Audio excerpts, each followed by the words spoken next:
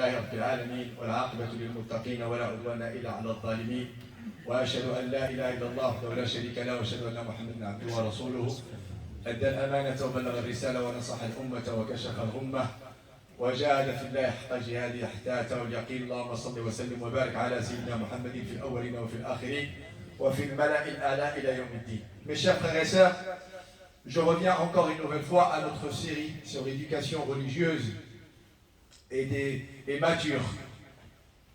Et comme vous le savez très bien, on s'est arrêté la dernière fois à la deuxième étape de l'enfance, qu'on a appelée l'enfance avec distinction. Un enfant qui sait faire la nuance, qui sait discerner, qui sait faire la part des choses.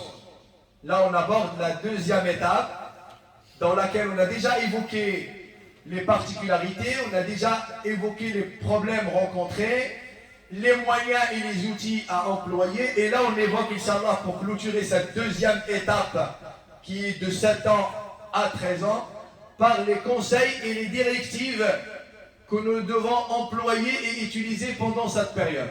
Alors, attention, une chose qui est de très grande importance, qui est essentielle et qui est malheureusement quasiment absente au sein de notre communauté. C'est le fait de choisir en tant que parent, père et mère, un éducateur. Un éducateur. Au sein de notre communauté, il y a des savants, il y a des imams, il y a des étudiants, il y a des chouyours, il y a des personnes qui ont une certaine sagesse, et ainsi de suite. Des intervenants au sein de nos mosquées, dans le domaine religieux, dans le domaine spirituel. Tous ces intervenants-là peuvent être considérés comme étant des éducateurs pour notre progéniture, parce qu'ils interviennent dans ce cadre-là. Ils interviennent dans ce cadre-là. Eh bien, il est essentiel, en plus de la relation que l'enfant il a avec toi en tant que père, ou la fille elle a avec toi en tant que père ou en tant que mère, le fait de pratiquer un ensemble d'activités qui est une très bonne chose, il faut qu'elle ait un éducateur ou une éducatrice qui est spécialisée uniquement dans le domaine spirituel et religieux. Et en fait, elle ne va rencontrer de manière hebdomadaire ou journalière, ça dépend du programme établi, mis en place par les parents avec consultation de l'enfant et de l'éducateur et de l'éducatrice. Il faut que la rencontre se fasse avec cet éducateur uniquement pour cela. Et c'est pour ça que tout d'abord, il faudrait que les parents se mettent dans leur esprit que cet éducateur n'est pas une personne avec qui je vais me mettre dans d'autres circonstances, de manière à préserver la sacralité et la grandeur de l'individu. Parce que les conseils que je donne à mon fils, une fois que je le conduis vers l'éducateur ou vers l'éducatrice, c'est cette personne-là qui est spécialisée uniquement pour pouvoir entreprendre et cheminer dans le chemin d'Allah. Donc ça ne parlera que dîn et religion. Ça sera uniquement dans ce cadre-là. Et il faut que nous soyons les premiers à le respecter, ce cadre. Et de respecter l'intervenant ou l'intervenante. Et ça, c'est essentiel pour un enfant, pour qu'il comprenne que, effectivement, il a quelqu'un qui pratique un certain suivi, qui fait un suivi concernant son éducation religieuse, son éducation spirituelle, son entreprise dans le chemin d'Allah subhanahu wa ta'ala. Et c'est pour ça qu'il faut tout le temps penser à ce genre de choses qui est quasiment absent au sein de notre communauté. Wallahi al-Adim, j'ai vu des frères éduquer leurs enfants avec la manière comment eux ils se comportent vis-à-vis des autorités religieuses. L'enfant, il voit son père changer complètement d'attitude et de manière de parler, même la gestuelle de ses bras, quand il est face à un imam, quand il est face à un khatib, quand il est face à un frère, il ressent tout de suite le respect. Et là, tu es en train de l'éduquer. Là, tu es en train de l'éduquer. Mais lorsque tu viens en tant que père, en train de ricaner devant l'imam, en train de ricaner devant le faqir, en train de prendre les choses à la légère, tu es en train de lui inculquer la banalité de la chose. La banalité de la chose. Comme quoi, ce n'est pas sacré, ce n'est pas important. Et à partir de là, eh bien, on met tout le monde au même niveau. Alors que le prophète sallallahu alayhi wa sallam ne cesse de nous interpeller en disant Nzilun nasa manazilahum. Chacun a son statut au sein de notre communauté. Chacun a sa fonction et chacun a sa responsabilité. Et oui, il faut faire très attention à ça.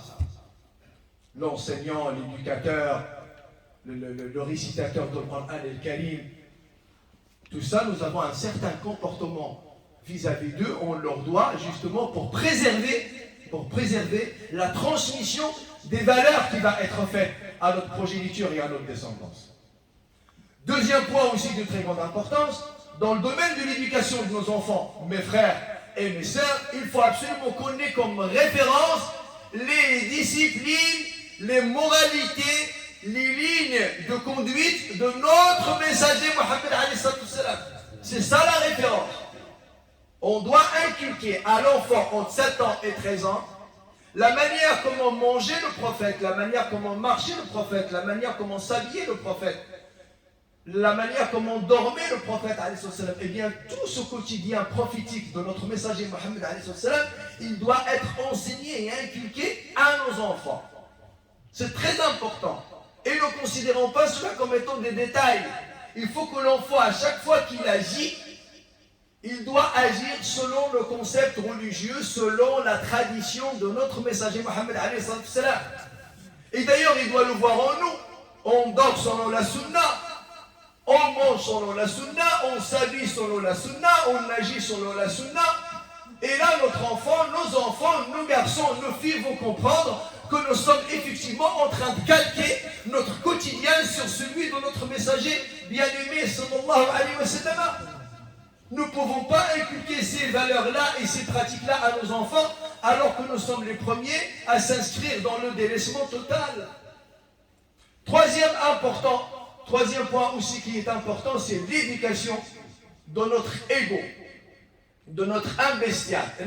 Au début, nos enfants ont 0 et 6, on ne pouvait pas leur parler de leur état spirituel ou de leur état âme bestiale, de leur ego. Par contre, à cet âge-là, entre 7 ans et 13 ans, attention à l'ostentation, attention à l'orgueil, attention à l'animosité, attention au conflit, attention aux inimitiés, attention à la rancune. On doit absolument être attentif à cela.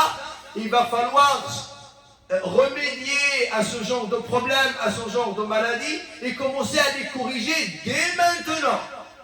Et de montrer que ce sont des maladies spirituelles, des maladies du cœur, qu'il s'agit d'un ego, de l'âme bestiale, de nefs, qui nous ordonne le mal ou celle qui nous fait regretter une fois avoir commis le mal.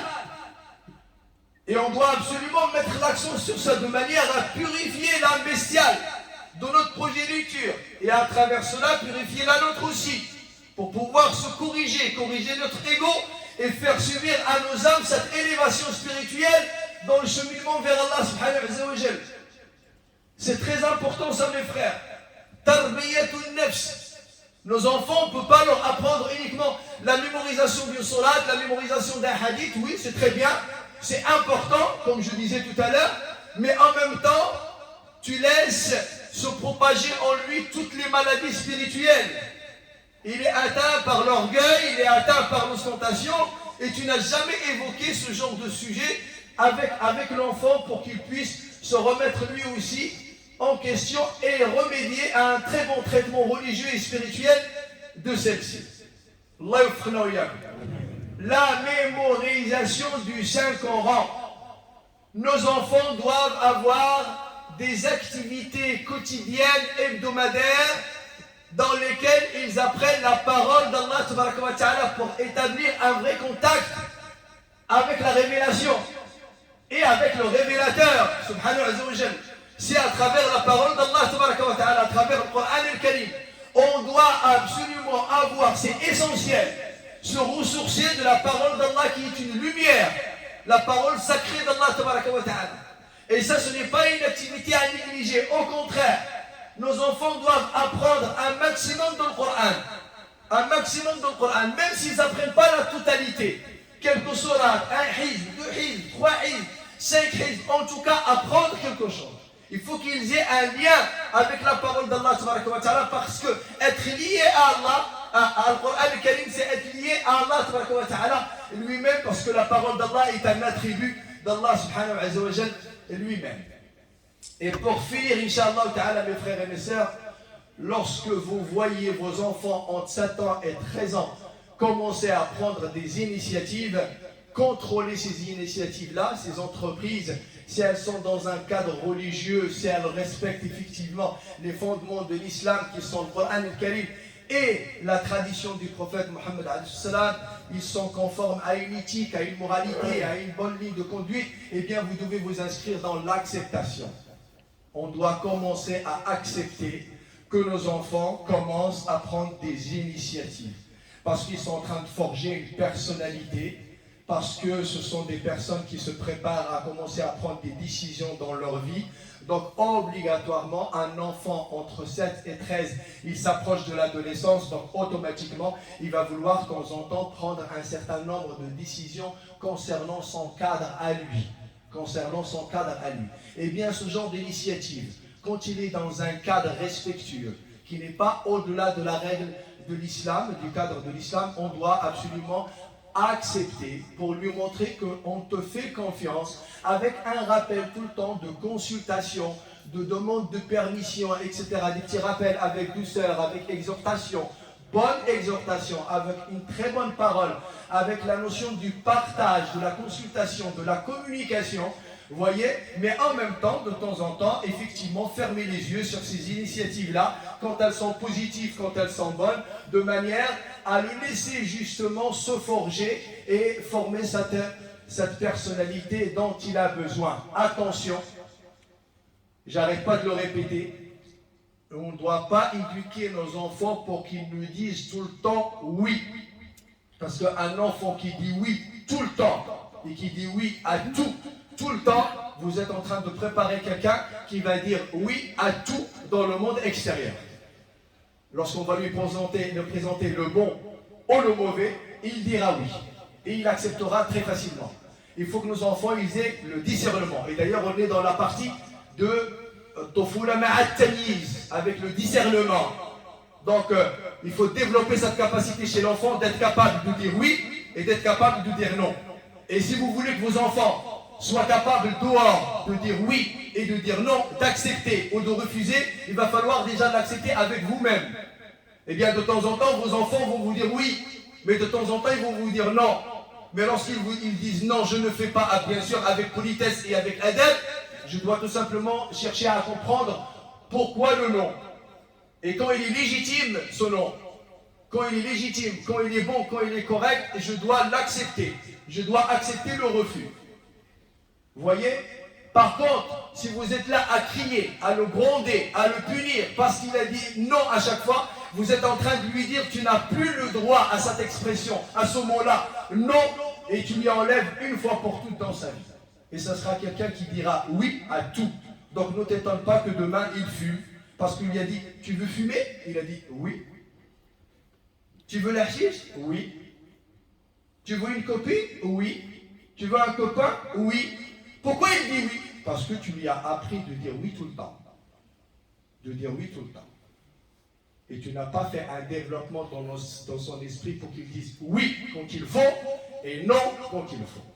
عباد الله إن الله وملائكته يصلون على النبي يا أيها الذين آمنوا صلوا عليه وسلموا تسليما صلى الله عليه وعلى آله وصحبه وسلم تسليما كثيرا وارض اللهم عن الخلفاء الأربعة وعن الست الباقين من العشرة اللهم انفعنا بمحبتهم واحشرنا يا مولانا في زمرتهم اللهم اغفر للمؤمنين والمؤمنات المسلمين والمسلمات الأحياء منهم والأموات ربنا اغفر لنا ذنوبنا ويسر لنا أمورنا واختم بالباقيات الصالحات أعمالنا ربنا عجز الطبيب فداونا وفسد الزمان فنجنا وضعفت حيلتنا فقونا اللهم أرنا الحق حقا وارزقنا اتباعه وأرنا الباطل باطلا وارزقنا اجتنابه اللهم وفقنا لما تحب وترضى به عنا يا ذا الجلال والإكرام اللهم حبب إلينا الإيمان وزينه في قلوبنا وكره إلينا الكفر والفسوق والعصيان واجعلنا اللهم من الراشدين اللهم آت نفوسنا تقواها وزكها أنت خير من زكاها، أنت وليها ومولاها برحمتك يا أرحم الراحمين يا رب العالمين.